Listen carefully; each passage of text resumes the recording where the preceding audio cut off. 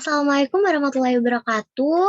Halo semuanya, apa kabarnya hari ini? Semoga selalu diberikan kesehatan oleh Tuhan ya. Oh iya, belum kenalan nih. Kata pepatah kan, tak kenal maka tak sayang. Oke deh, kenalan dulu ya. Jadi, nama aku Alifia Zubnita Jerida. Kalian biasa panggil aku Zubni. Aku dari Fakultas Keperawatan, Prodi S1 Keperawatan, Universitas Airlangga, Angkatan 2020. Aku mentor SNMPTN, di sana masuk PTN dari divisi bedah nilai. Oke, di video kali ini aku akan bahas nilaiku turun, ngaruh gak ya? Oke, daripada berlama-lama, yuk simak videonya. Oke, nilai dalam SNMPTN. Nilai menjadi salah satu syarat dan keunggulan, tetapi nilai masih menjadi misteri dalam SNMPTN. Kok bisa? Oke, aku bahas satu-satu ya. Jadi, nilai menjadi salah satu syarat dan keunggulan. Gimana sih, Kak, maksudnya? Jadi maksudnya di sini di jalur SNMPTN, kalian harus menghadapi 2 tahap. Nah, tahap yang pertama itu adalah tahap penentuan siswa eligible. Berapa Kak jumlahnya? Jumlah siswa eligible yang ditentukan oleh sekolah tergantung akreditasi sekolah ya teman-teman. Nah, menjadi salah satu syarat dan keunggulan. Ini maksudnya itu buat di tahap ini nih, nilai menjadi salah satu syarat. Nah, siswa eligible itu yang kayak gimana sih, Kak? Oke, aku jelasin sekilas aja ya. Jadi, siswa eligible itu adalah siswa-siswi yang terpilih oleh sekolah untuk bisa mendaftar SNMPTN. Nah, syaratnya apa sih, Kak? Oke, jadi ini kembali lagi ke kebijakan masing-masing sekolah. Tetapi kalau dari pengalaman aku, biasanya nilai raport yang menjadi syarat kita bisa jadi siswa eligible gitu. Jadi buat kalian yang sekarang sudah semester 5 atau semester 6 ya, nah itu kalian harus besar-besarin tuh nilainya. Tapi kalau misalnya semester 6 mungkin udah nggak kepake ya nilainya karena biasanya kepakainya sampai semester 5 aja. Oke, di sini kalian udah paham belum tentang siswa eligible? Kalau ada yang belum paham langsung komen aja ya. Lalu kita lanjut ke pernyataan yang kedua. Tetapi nilai masih menjadi misteri dalam SNMPTN. Gimana ya? Nah, jadi di tahap yang kedua di sini adalah tahap di mana kalian benar-benar diseleksi oleh perguruan tinggi pilihan kalian. Dan ini sistemnya masih sangat sangat misterius. Tidak ada yang tahu bagaimana mekanismenya. Dan mungkin bisa dibilang ini hanyalah rezeki-rezekian gitu ya. Karena kita nggak tahu gitu. Kita hanya menebak-nebak cocokologi apa aja sih yang jadi syarat. Kita harus kumpulkan sertifikat, kita harus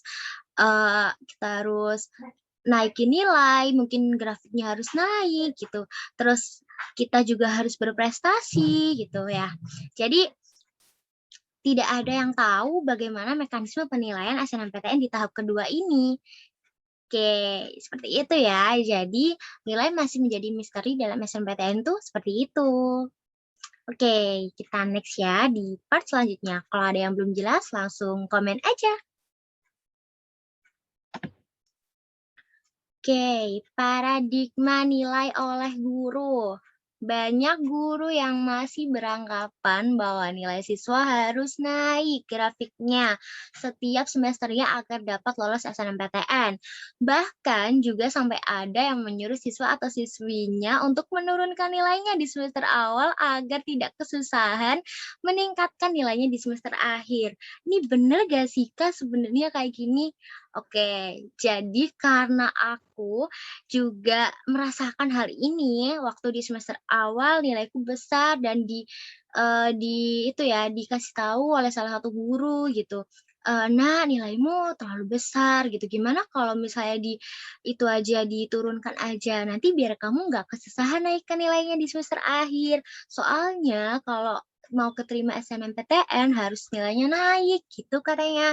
Nah, dari pengalaman aku, karena aku mungkin masih awam ya dengan SNMPTN, PTN, SBMPTN di kelas 10, jadi aku akhirnya memutuskan buat iya-iya aja karena menurut aku beliau yang lebih berpengalaman ya, beliau yang lebih mengetahui gitu, apa sih SNMPTN, apa sih syaratnya dan lain-lain seperti itu. Padahal sebenarnya paradigma ini belum sepenuhnya benar karena, aku banyak sekali menemukan teman-teman aku, entah itu di dalam sekolah aku dulu atau di luar sekolah itu dulu, yang memiliki nilai rapotnya tuh grafiknya naik turun, jadi nggak naik terus gitu. Jadi, menurut aku pribadi dari pengalaman aku dan, eee, apa yang aku tahu, paradigma ini tidak sepenuhnya benar dan mungkin saja benar, tapi karena SNMPTN ini penuh dengan misteri, jadi aku tidak bisa menyimpulkan mana yang benar dan mana yang salah. Tetapi untuk nilai, mungkin saja bisa jika nilai kalian naik turun, tapi lebih baiknya nilai kalian harusnya naik ya, untuk mencari poin aman. Oke. Lalu ada satu lagi, meskipun nilai kalian naik, itu juga belum menjamin kalian bisa, masuk SNMPTN, bisa lolos SNMPTN. Kenapa kok bisa gitu? Ya karena itu tadi, penilaian SNMPTN itu sangat-sangat misterius. Tidak ada yang tahu itu mekanismenya bagaimana. Dan banyak sekali yang mempersiapkan SBMPTN di jauh-jauh hari, hanya karena kurang percaya dengan SNMPTN. Sedangkan SBMPTN mungkin, lebih jelas ya karena nilai gitu, karena nilai UTBK, karena ya hasil dari UTBK kita sesuai enggak gitu, misalnya memenuhi atau enggak, kayak gitu. Jadi untuk nilai SNMPTN mungkin diusahakan naik saja seperti paradigma-paradigma yang sudah ada di, jauh-jauh hari, akan tapi mungkin yang sudah, menempuh semester 5 dan semester 1 sampai semester 4 nilainya naik turun, mungkin bisa ditingkatkan di semester 5 aja dan berusaha optimis semoga, bisa diterima di jalur SNMPTN. Oke, aku lanjut ya. Nah ini, padahal sebenarnya masih banyak sekali siswa-siswi yang lolos SNMPTN meskipun grafik nilainya tidak stabil. Penasaran? Yuk simak penjelasan berikutnya. Nih, aku bakal paparin grafik nilai yang naik dan yang naik turun dan dua-duanya ini keterima di SNMPTN. Oke, next. Oke, di sini ada nilai, Saintek atau SMA IPA.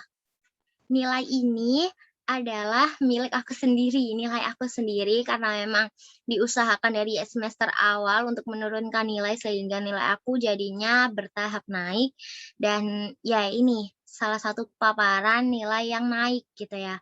Jadi, aku semester 1 ya cukup rendah 79, 83, bahasa Indonesia aja dapat 79. Terus, mungkin yang bagus ini matematika ya, 90.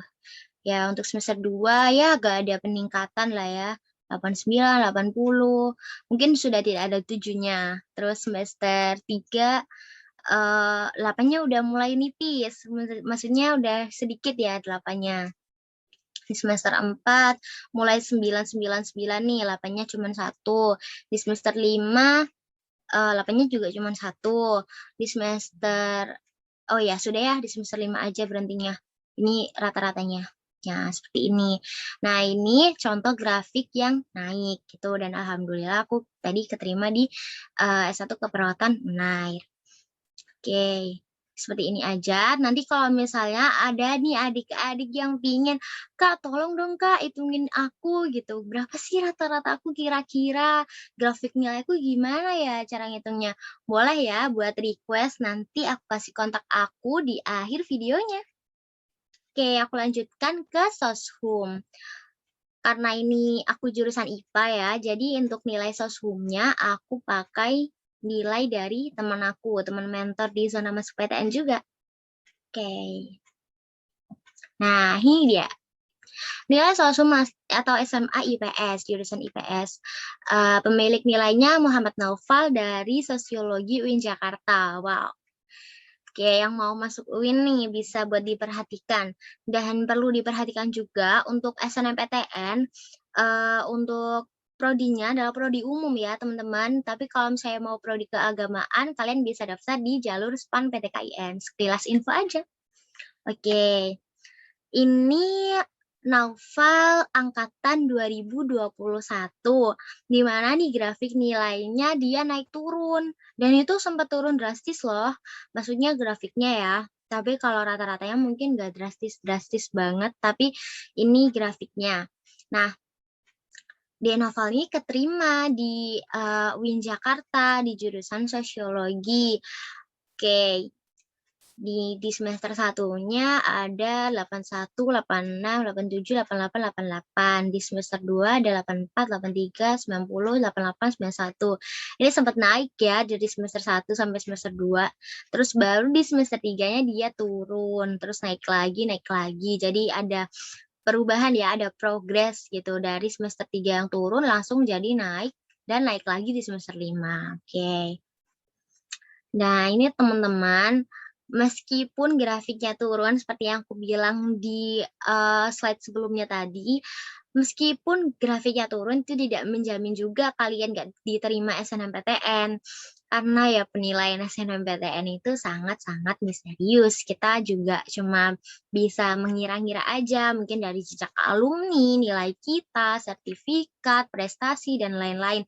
Tapi itu tadi sih bergantung juga pada perguruan tinggi negeri yang kita pilih. Mau nggak sih kira-kira nerima kita gitu, kita sesuai nggak sih sama kriteria mahasiswa yang diterima di sana gitu. Jadi ini untuk pemaparan nilai soshumnya kalian bisa screenshot atau bisa minta soft file-nya ke aku, nanti kalian bisa hubungi aku di kontak di akhir video ini. Oke teman-teman, jadi udah jelas banget ya kalau nilai naik turun, itu ada peluang buat masuk SNMPTN. Tapi ya itu tadi, meskipun nilai naik juga tidak menjamin ya buat, bisa keterima di SNMPTN. Mungkin teman-teman bisa, request nih nilai yang naik tapi nggak diterima di SNMPTN bisa banget, aku punya grafik nilainya, tapi tidak di tidak aku paparkan di sini karena memang salah satu aja untuk menghemat durasi juga. Jadi teman-teman yang mungkin kurang jelas atau ingin di-sharing-kan lagi dengan aku, bisa banget kalian hubungin aku di sini. Oke, ada WA, Instagram, ID Line, dan email. Kalian bisa banget ya hubungi aku lewat sini dan, mungkin sharing-sharing tidak tentang nilai aja, boleh banget kalian pengen tanya UTBK, SBMPTN, dan lain-lain gitu. Tapi alangkah lebih baiknya kalau menanyakan UTBK dan SBMPTN itu ke mentor SBMPTN ya. Tapi nggak apa-apa sih kalau misalnya kalian mau sharing gitu. Oke, ini aja ya yang bisa aku sampaikan teman-teman. Terima kasih banyak sudah menyimak video kali ini. Sampai jumpa di lain waktu dan semoga sukses SNMPTN-nya ya. Apapun yang terjadi nantinya, harap bersyukur karena Tuhan sudah mempersiapkan takdir yang terbaik untuk setiap hambanya. Semangat teman-teman semua, semangat teman-teman pejuang PTN. Sekian dari saya dalam video kali ini. Jika ada pertanyaan dan saran, bisa langsung sampaikan di kolom komentar atau bisa disampaikan dari kontak aku yang ada di sini. Oke, aku mohon maaf sebesar-besarnya kalau misalnya ada yang kurang atau ada kesalahan dari aku, baik yang aku sengaja maupun enggak, karena kesempurnaan tuh hanya milik Tuhan ya teman-teman. Oke, terima kasih sudah mendengarkan dan menyimak video kali ini dengan sangat baik. Wassalamualaikum warahmatullahi wabarakatuh. Sampai jumpa di lain waktu.